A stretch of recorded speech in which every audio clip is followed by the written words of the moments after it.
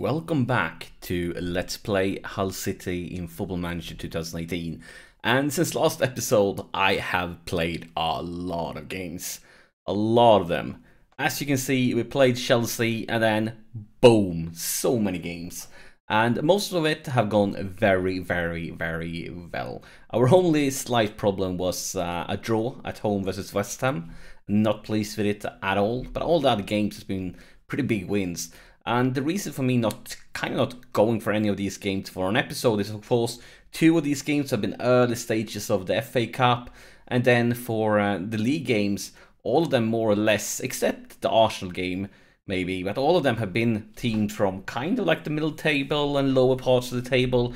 I didn't find, like, I thought that like none of them was going to have a huge impact of on the league. As you can see, we have been getting a little bit closer to Chelsea. Yes, we're down to third place, but the reason for us being down to third place is, of course, that Man United have played 2 games more than us. So we are in a decent situation to overtake them. And as you can see, only 2 points behind Chelsea. And the reason for that is that Chelsea have had a few draws here, as you can see, versus Man City, versus Arsenal. And that was actually the only one. The other ones were in the FA Cup. But yeah, 2 draws means that they have lost out on a few points, and we have been getting closer thanks to it. And I'm actually going to mention one game, and that's the reason I'm going to mention it is I kind of feel a little bit bad about this game. And that was the big win in the FA Cup, because we were playing Exeter, and Exeter is in League 1. And we kind of used a very good team. Like for games like this, I usually use like U23 players, U18 players, but it was like a lot of them had already played a game. They were like dying, so we were playing Exeter, a League 1 team at home, and yeah, I think we had like 3. I mean, I used Mannion as a goalkeeper, but he was loaned out last season. 2 seasons in a row, he has been a Premier League goalkeeper. And then we had, let's see, we had Diaz, a young talent, the winger. And if we had, I think, maybe one more youngster. Yeah, we had this guy who actually got injured, but it wasn't anything serious. Those were the only youngsters. The rest of the team are kind of players that could be playing in the Champions League and have been playing a lot of games for us. So, well, I mean, players like Harry Kane and Farrell, player of the match, Maya, like Suma. So yeah, I kind of feel like this was a little bit unfair for us, because I mean, yeah, I felt a little bit bad. I felt like cheesing stuff for using a team at this level. Another thing you might notice is we are in February the 3rd, which means the transfer window have closed, and that was a big question, of course. Did we sell anybody? Did we sign anybody? Because we had a shit ton of money, like 100 million euros. And nothing happened. If we go here to the squads team, everybody, we haven't sold anybody, we haven't signed anybody. I wanted to sign players. I've been scouting like a madman. I just couldn't find somebody that was worth spending the money on that actually would be an improvement. Because you know, as I said so many times before, I'm looking to replace Bowen, and I'm looking to replace Svensson, and maybe even looking to replace a central defender. But none of them, like the ones that were available, were good enough. I got an offer for Carbo. Arsenal offered me almost 150 million euros. Almost 150 million euros. But I turned him down, because he is fantastic. His only kind of weakness right now is his technical skills. His mental, world class. His physical, world class. And he's only 21, so if he can keep on developing for 1 or 2 more seasons, he could definitely become one of the best players in the world, especially if his technical abilities keeps on improving. So I saw no reason to sell him on. And that was kind of it for the big ones. Farrell, look at these stats. I mean, he kind of has looked like this since we signed him. He haven't improved much, kind of at the same level as when we signed him, but I mean, kind of the best region I ever seen at his age, because his stats was more or less like this when we got him when he was 18. And also Shabanov, my god, Shabanov have definitely the potential to become the best winger in the world. My guess is not far away from becoming it or being it already. Can't be many right wingers with these stats, so fantastic. But yeah, let's focus on today's game. And today we are playing Man City, and Man City right now is 2 spots behind us in 5th place, and they are quite a few points behind. But this is not a game I'm taking lightly. This is going to be a very difficult one, and with the situation, yeah, we have catched up to Chelsea a little bit, but if we lose today and they win, then all of a sudden we're going to be a crap ton of points behind again. So we really need to get a good result here at home versus Man City. And yeah, that's kind of it. We need to do some changes here, because I actually was a little bit slacky here and didn't set up the team before I started recording, because I had so many thoughts of what I wanted to say about the transfer window. So just like, I need to record it ASAP, because otherwise I'm going to start recording and there will be important stuff that I forget about. So yeah, I basically felt that that was the reason why I started recording without picking the team compared to what I normally do. But it's just going to be a few seconds extra here, picking the fresh legs. Of course, everybody that started the last game is a little bit lower in fitness levels. We're just quickly going to change everybody that started that game around, bringing in fresh legs in every position. And that's kind of it, I believe. Is there anybody we want to change around more? I don't think so. Just quickly looking, so we have the guys we want on the bench. I believe we have, so I think we are ready for the City game. So let's submit the team and see what we get, who we're up against. And yeah, Man City, they always have so many good players. They are bathing in money, can sign anybody. But they kind of have the same team that they have had the last few times that we've been up against them. And of course, that's not a bad thing, because they have world-class players in every position with Gabriel Jesus, Icardi, Delali, De Bruyne, so on. I mean, I don't need to mention them. Sterling on the bench, and Sterling, as you know, I tried to sell him during the summer and sign him during the summer. And I actually kind of tried to sign him during the end-year window once again, but my scout report says that one price for him, but when I actually try to offer that price, it's clearly that they are far from where we want to be, because they want something completely different. And I feel like, yes, I want him, and it's brilliant that he's English for the homegrown thing, but they want like 170 mil for him or something like that. Well, my scouting says like, okay, they are willing to sell him for 80 mil. So I'm not sure what my scouts are up to. Another good thing is Afonso Sousa, actually, when we talk about homegrown. Of course, he's been with us since he was a kid, so he counts as homegrown in that way. But he actually recently, like a few weeks ago, something like that, became an English citizen. He's been in England long enough now, and he felt like it was a good way to help out the team.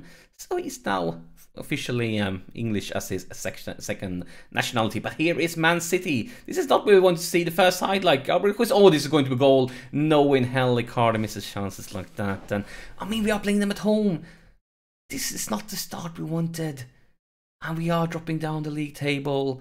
And this is dangerous. This is very dangerous ground for us, because we've been working so hard, and finally we are getting closer to Chelsea, and then this happens. Looking at the chances though, we are creating stuff. Here's a corner. Brannigan with the corner is cleared by the defense. Gnabry picks it up, and nowhere. Nowhere at all. But yeah, we are creating chances according to this. And an injury on Afonso Sousa. Statistics was, of course, the word I was trying to say without much luck, but that could be dangerous to us, because, I mean, I don't need to say it. He's one of our most important players. And we keep on creating chances. I mean, look at this. 8 shots to 2. We just need to hit the target. But not much. The clock is. It kind of feels like when you look at the statistics, this result.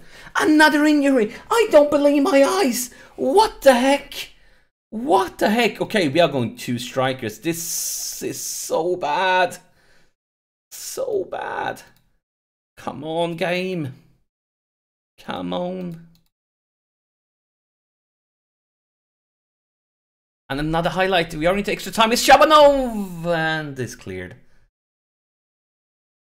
Oh my god.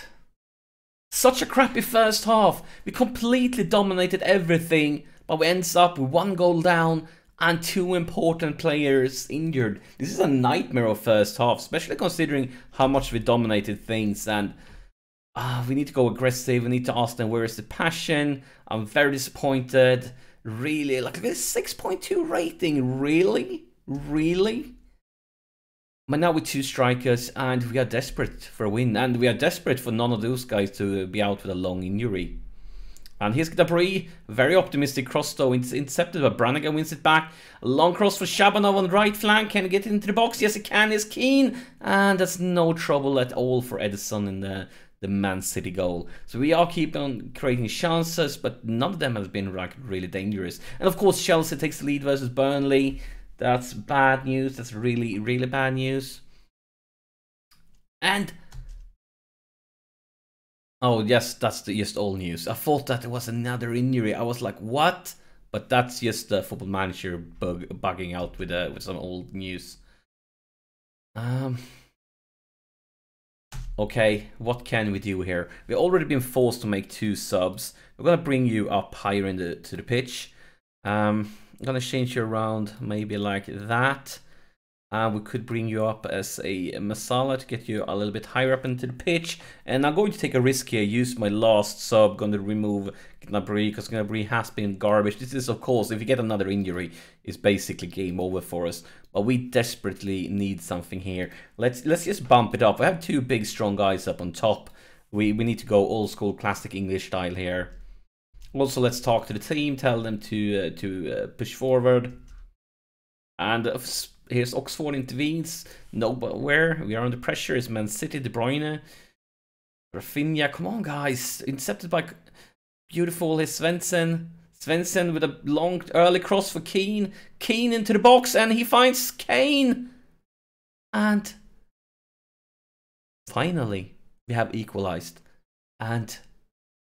But this is not good enough, still not. We need 3 points, we need it desperately. I'm great we're back in business, but we need another one. Beautiful post player, the early one from Svensson, and then Kane. Kane perfectly sets up Keane. Oh my god, why do they have to have those names? This whole series has been me failing with Kane and Keane. Clock is ticking though. It's going to be past like with a throw-in, but it's a dangerous position here near to our own penalty area, and that's a very optimistic pass, goes nowhere. It's on the City possession, intercepted by Oxford. Brannigan, Selic going for Kane here. Kane for Keane.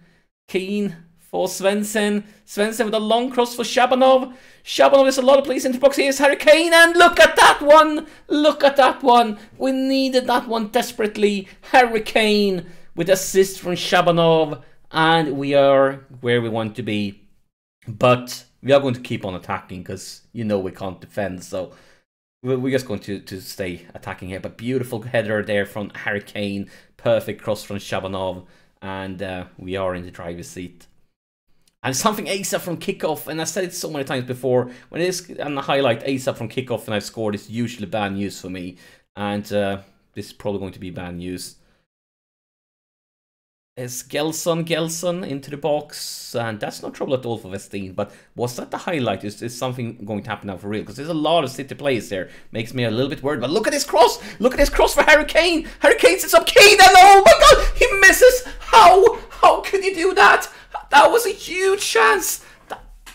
Oh my god! I feel like I almost should penalize him. Fine him or something for that miss, because he really should have scored. That was a great chance. It can't get much better than that. Really can't get much better. Here's Harry Kane. Going for Shabanov. Shabanov with a one-touch pass for Kane, and that's finally he managed to find the net. And now we can celebrate. Because right now, guys, I'm dancing here in my chair, celebrating. and I hope you guys are doing it with me. Hurricane, big strong, remains the possession, sets up Shabanov. That one-touch pass is world class. I showed you before, Shabanov is about to become the best winger in the world, and right there with that one-touch pass, of course his second assist of the game, and it shows why. And another highlight, ace-up from kickoff, my gosh, come on guys. Oh, look at this, here is Keane. Keane, can he run straight from, look at, pause, wait, I'm pausing it here. Pausing it here, please pause. Don't let this be a shot, take a look at there. 1, 2, 3 guys. If he passes this one, it's going to be a goal. But I'm thinking he's going to shoot, and I'm thinking he's going to miss. Let's see. Yeah. Why? Why didn't you pass? If he would have passed, that would have been a goal for sure. But now I'm hoping we are going to see the full-time whistle, and we are waiting for it. Should be like 10 seconds, but maybe we can create something during those change. Oh, beautiful challenge by Shabanov, but that pass was complete garbage. Theo Hernandez for Stones, long cross, and that's the full-time whistle. So we got the result we wanted, and a very important one. Look at the league table. We managed to overtake Man United, and we keep on track on Chelsea. Chelsea managed to, oh, look at this, only a 1-goal win. Burnley was pretty close to taking points from them, and that would have been brilliant for us. But a 1-goal win means nothing has changed. We are still pretty close to Chelsea where we want to be. And what do I want to tell the lads? It was a very weird game. Really crappy first half, definitely stepped up. Can I say something like, yeah, I want to talk about the comeback, because it was a good comeback. And I want to especially, I mean, player of the match, but I don't agree. I'm not going to say anything more to them. I'm just going to leave it like this. And now, the injuries. And this, oh my god, I'm sweating already. These two guys, especially Sosa, but both of them are very important to us. Let's see about the injuries. So Afonso Sosa injured, and that's probably going to be the worst one, because he got straight up needed to be subbed, while Elena just picked up a potential news. We're going to start by looking at Elena, and hopefully that's the best news. Well, 11 days, 2 weeks, we can handle it. But now Afonso, a month. It's not great. It's definitely not great. 3 to 4 weeks. It could have been. We need to take a look at this from the bright side. I'm not happy, and they are playing in the same position. They are the ones getting rotated, which means we can't play this formation as long as they are out. But it could have been worse. We can handle this. But at all, and as always, that's it. As always, thank you so much for sharing your time with me. Kind of a game that made me cry and be happy and be angry and everything. It had everything, but a very important win. But as always, yeah. Thank you so much for watching, and I'll see you in the next episode.